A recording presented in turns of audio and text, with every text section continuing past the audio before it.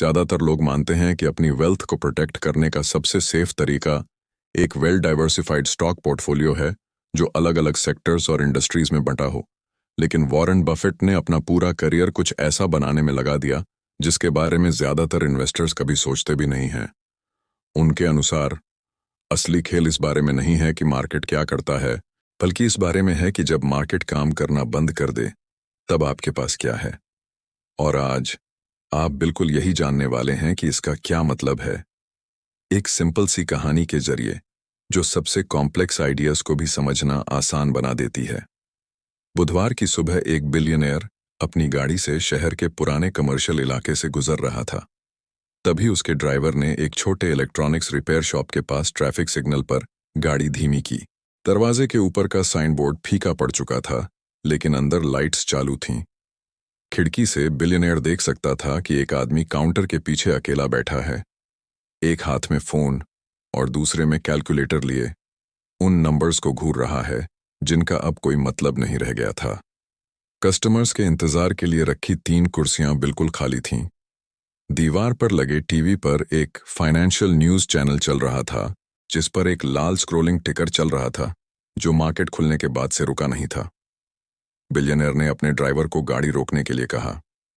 वह एक कस्टमर की तरह दुकान के अंदर गया। उसने काउंटर पर एक पुरानी रिस्ट वॉच रखी और कहा कि शायद इसकी बैटरी बदलनी पड़ेगी। काउंटर के पीछे बैठे उस आदमी का नाम डेनियल था। वह 11 साल से यह रिपेयर शॉप चला रहा था। वह 38 साल का था। उसके हाथ सधे हुए और पक्के थे, भले ही वो खुद अंदर से डरा हुआ लग रहा था।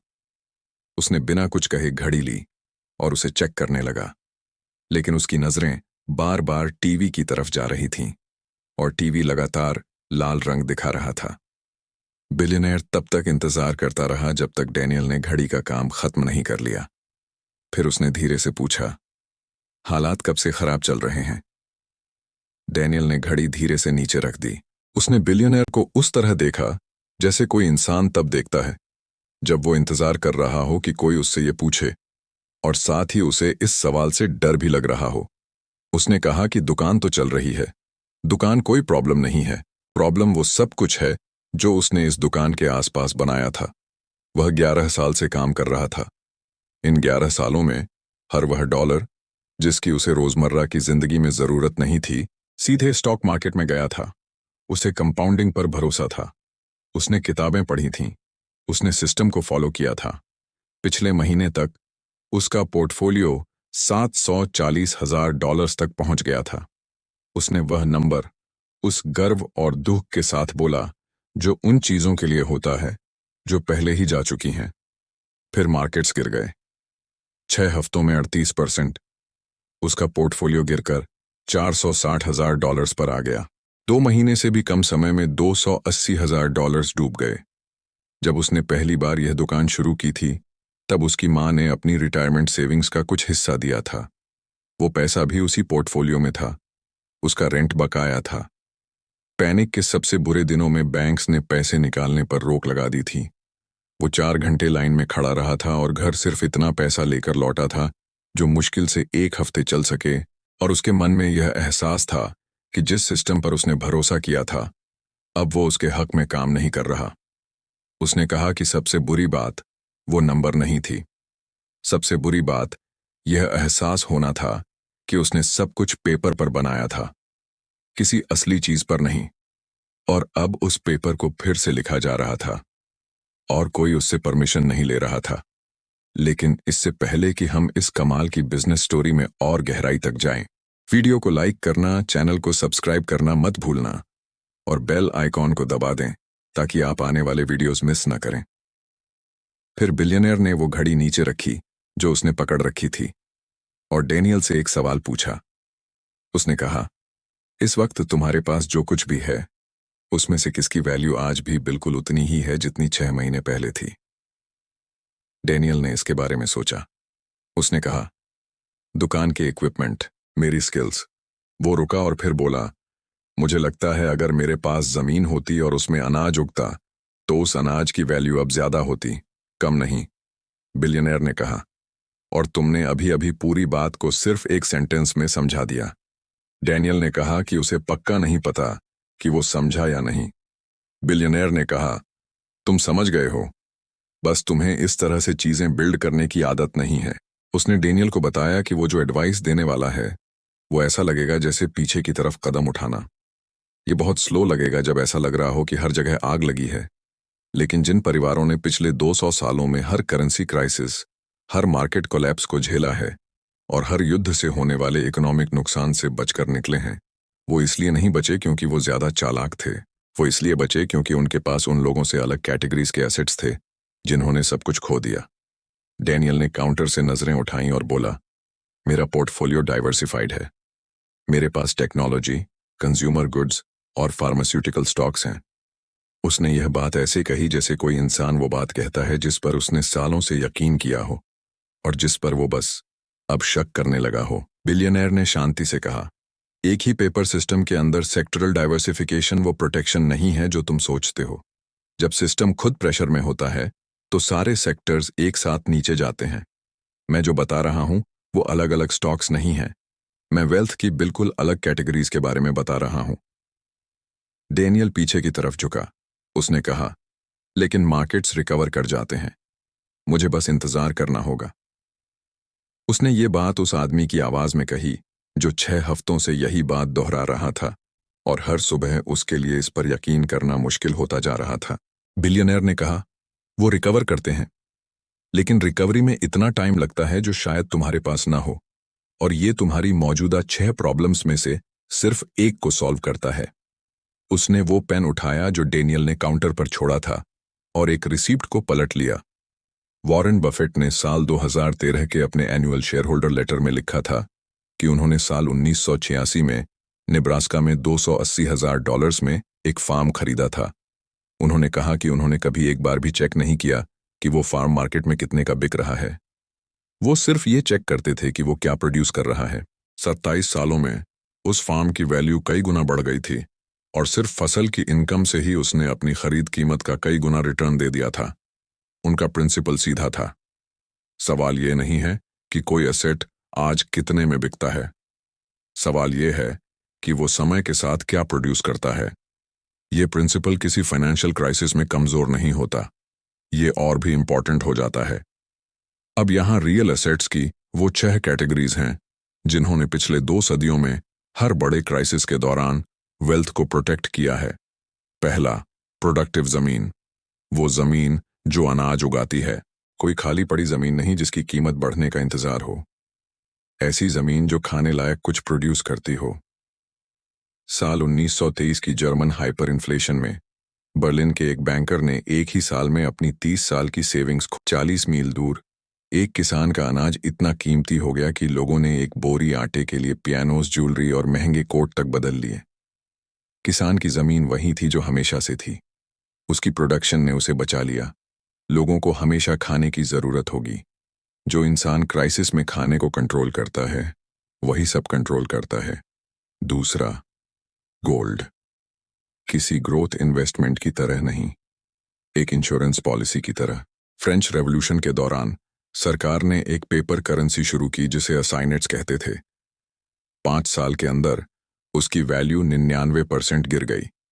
जिन लोगों ने कोलैप्स से पहले अपनी सेविंग्स को गोल्ड में बदल लिया था उनका कुछ नहीं डूबा। जिनके पास पेपर था उन्होंने सब कुछ खो दिया। पूरी दुनिया के सेंट्रल बैंक्स पिछले 30 सालों से रिकॉर्ड लेवल पर गोल्ड जमा कर रहे हैं। वो पेपर नोट्स छापते हैं और गोल्ड अपने पास रखते हैं। इससे आपको कुछ समझना चाहिए। तीसरा, एक एसेंशियल गुड्स का बिजनेस, कोई लग्जरी बिजनेस नहीं, एक ऐसा बिजनेस जो खाना, दवाइयां, फ्यूल या बेसिक चीजें बेचता हो।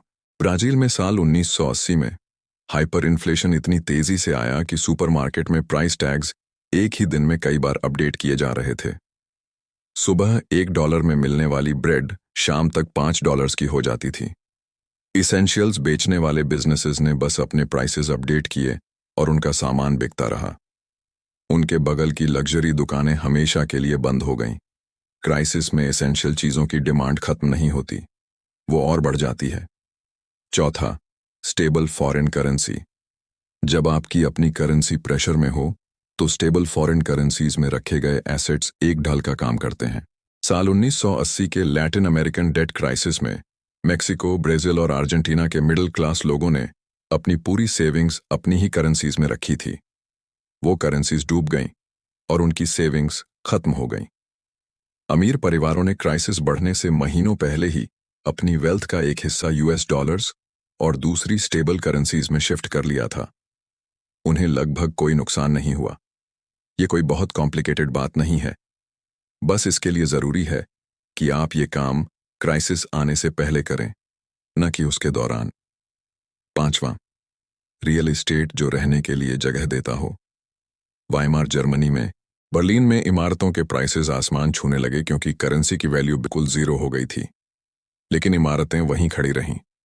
लोगों को अभी भी रहने के लिए जगह चाहिए थी। किराएदार तब भी रेंट देते थे, कभी सामान देकर या किसी और तरीके से, जब पेपर पैसे की कोई कीमत नहीं रही। उस प्रॉपर्टी ने अपनी असली वैल्यू बनाए रखी जबकि बैंक बैलेंसेस हवा हो गए। 6, और ये सबसे आसानी से साथ ले जाने वाला एसेट है, आपकी एसेंशियल स्किल्स। हंगरी में साल 1946 में इन्फ्लेशन इस हद तक पहुंच गया कि हर 15 घंटे में प्राइसेस डबल हो रहे थे। फिक्स्ड सैलरीज वाले गवर्नमेंट एम्प्लॉयज कुछ ही हफ्तों में कंगाल हो गए, लेकिन इलेक्ट्रिशियंस, मैकेनिक्स, मेडिकल वर्कर्स और कारपेंटर्स ने अपनी पेमेंट खाने पीने की चीजों और सामान में तय की, जिससे वो डूबती हुई करेंसी से बिल्कुल बच गए। एक स्किल कभी इन्फ्लेट नहीं होती। इसे कोई बैंक फ्रीज नहीं कर सकता। इसे कोई सरकार या कोई क्राइसिस आपसे छीन नहीं सकता। ये उसी इंसान की होती है जिसके पास ये है, और ये हर इकोनॉमिक सिस्टम में काम करती है, उस सिस्टम में भी जिसने नॉर्मल तरीके से काम करना बंद कर दिया हो। उसने पेन नीचे रख दिया। कोई भी एसेट पूरी तरह से रिस्क फ्री नहीं होता, लेकिन कुछ दूसरों के मुकाबले बेहतर टिकते हैं। अगर तुम्हारे वो $740,000 इन 6 कैटेगरीज में बटे होते बजाय इसके कि सिर्फ एक ही जगह लगे होते, तो इस क्राइसिस ने तुम्हारे रिटर्न्स को सिर्फ रिडिस्ट्रीब्यूट किया होता, उन्हें तबाह नहीं करता। जब पेपर की वैल्यू गिरती है तो रियल एसेट्स की कीमत बढ़ती है। क्राइसिस में वेल्थ कभी गायब नहीं होती, वेल्थ ट्रांसफर होती है। ये उन लोगों के पास से जिनके पास कमजोर एसेट्स हैं, उन लोगों के पास जाती है जिनके पास रियल एसेट्स हैं। डेनियल काफी देर तक कुछ नहीं बोला। फिर उसने कहा, मैंने गलत पोर्टफोलियो बनाया। बिलियनियर ने कहा, तुमने वही पोर्टफोलियो बनाया जिसके बारे में ज्यादातर लोग बात करते हैं। अब वो दूसरा वाला बनाओ। 3 महीने बाद डेनियल ने अपना पहला बड़ा स्ट्रक्चरल बदलाव किया था। उसने शहर के बाहर एक छोटे एग्रीकल्चरल प्लॉट में थोड़ी सी हिस्सेदारी ले ली थी, एक ऐसे किसान परिवार के साथ जो पीढ़ियों से उस जमीन पर काम कर रहा था। उसने अपनी बची हुई सेविंग्स के $30,000 को फिजिकल गोल्ड में बदल लिया था, जिसे उसने बैंकिंग सिस्टम से बाहर रखा था। उसने पास की 4 दुकानों को एसेंशियल रिपेयर कंपोनेंट सप्लाई करने का एक छोटा होलसेल काम शुरू कर दिया था और अपने रिपेयर के काम के साथ साथ एक एसेंशियल गुड्स बिजनेस की शुरुआत कर दी थी। 11 सालों में पहली बार उसकी वेल्थ का स्ट्रक्चर पूरी तरह से किसी एक सिस्टम के सही चलने पर डिपेंड नहीं कर रहा था। लेकिन 5वें महीने तक एक नई प्रॉब्लम आ गई। इसलिए नहीं कि एसेट्स खराब परफॉर्म कर रहे थे, वो बिल्कुल वैसे ही चल रहे थे जैसा सोचा था। प्रॉब्लम ये थी कि डेनियल हर एक चीज को खुद मैनेज कर रहा था। वो हफ्ते में 2 बार फार्म पर जा रहा था। वो हर सुबह गोल्ड प्राइसेस चेक करता था।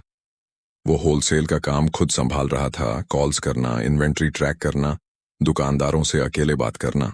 उसने बिलियनियर को कॉल किया और कहा, एसेट्स तो काम कर रहे हैं, लेकिन मैं अभी भी वो मशीन हूं जो इन सबको चला रही है। बिलियनियर ने कहा, अब हम दूसरा लेसन शुरू करते हैं। वो दुकान पर आया और डेनियल के सामने बैठ गया। उसने कहा, तुमने अपने एसेट्स को कमजोर होने से तो बचा लिया, लेकिन तुमने टाइम की प्रॉब्लम को सॉल्व नहीं किया है। एक ऐसा वेल्थ पोर्टफोलियो जिसमें रोज तुम्हारे ध्यान की जरूरत पड़े, वो भी एक तरह की नौकरी ही है। ये पहले से बेहतर एम्प्लॉयमेंट है, लेकिन है तो ये एम्प्लॉयमेंट ही।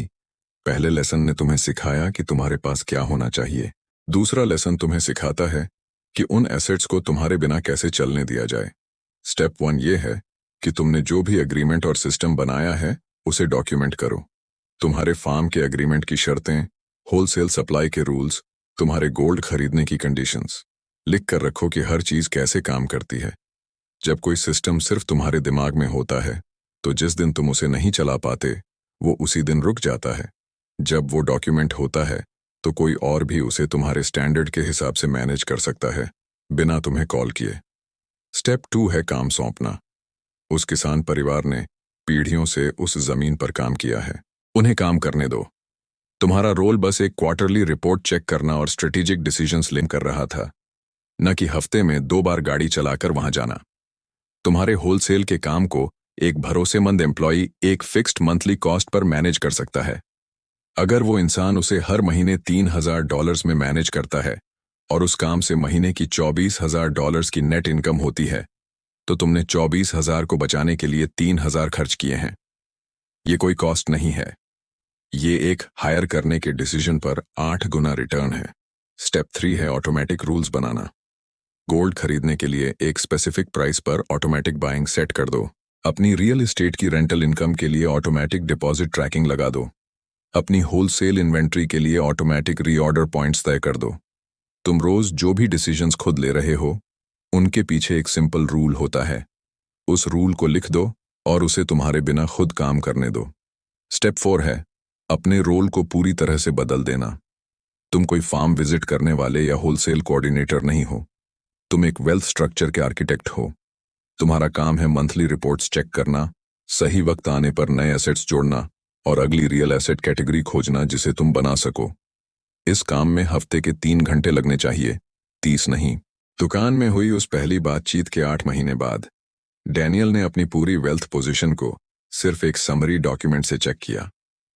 उसका फार्म बिना किसी परेशानी के हर क्वार्टर फसल बिकने से इनकम दे रहा था और पिछले 2 महीनों में वो एक बार भी वहां नहीं गया था। उसके गोल्ड की वैल्यू खरीदने के बाद से 24% बढ़ चुकी थी और उसमें कोई मेंटेनेंस की जरूरत नहीं थी। उसका एसेंशियल सप्लाई का बिजनेस उसके रखे हुए कोऑर्डिनेटर के जरिए चल रहा था, जिससे महीने की $22,000 की नेट इनकम आ रही थी। उसकी रियल एस्टेट प्रॉपर्टी से महीने का $14,000 का रेंट आ रहा था, एक प्रॉपर्टी मैनेजर के जरिए जिसे उसे एक बार भी कॉल करने की जरूरत नहीं पड़ी थी। उसकी रिपेयर शॉप अपनी मेन टीम के साथ वैसे ही चल रही थी और उसकी स्किल्स वो इकलौता एसेट थीं जिन्हें कभी मैनेज करने की जरूरत ही नहीं पड़ी।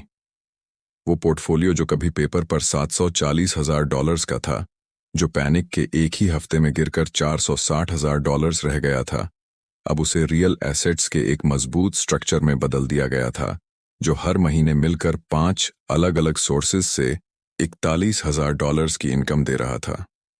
और इसके लिए उसे रोज सुबह उठकर अपनी कॉफी खत्म होने से पहले मार्केट से लड़ना नहीं पड़ता था। अब ध्यान से सुनना। हम बिजनेस समझना बहुत आसान बना देते हैं ताकि कोई बहाना न बचे। शायद आपको ये चैनल दोबारा न मिले, इसलिए सब्सक्राइब करें और आने वाले सारे वीडियोस पाने के लिए बेल आइकॉन को ऑन कर दें। पेपर वेल्थ शांति के दिनों में बहुत इंप्रेसिव लगती है, लेकिन जब शांति के दिन खत्म होते हैं तब सिर्फ रियल एसेट वेल्थ ही बचती है। ज्यादातर लोग ये बात नुकसान होने के बाद सीखते हैं, जब इस सबक की कीमत उनके 10 साल की मेहनत होती है। दूसरी चीज जो ज्यादातर लोग कभी नहीं सीख पाते वो ये है कि रियल एसेट्स का होना भी एक तरह का ट्रैप है, अगर आप अपना पूरा दिन उन्हें खुद मैनेज करने में निकाल देते हैं। पहला बदलाव आपको ये सिखाता है कि आपके पास क्या होना चाहिए। दूसरा बदलाव आपको सिखाता है कि आप उसके मालिक कैसे बने, बिना उसके गुलाम बने। एक ऐसा वेल्थ पोर्टफोलियो जो आपकी रोज की मौजूदगी मांगे, वो आज भी एक नौकरी ही है, बस इसकी पे थोड़ी बेहतर है। सच में प्रोटेक्टेड इंसान वो है जिसके एसेट्स तब भी पैसा बनाए चाहे करेंसी का कुछ भी हाल हो, और वो उन एसेट्स को ऐसे सिस्टम से मैनेज करे जो इस बात पर डिपेंड ना करें कि वो उस सुबह क्या कर रहा है। वेल्थ स्क्रीन पर दिखने वाला नंबर नहीं है।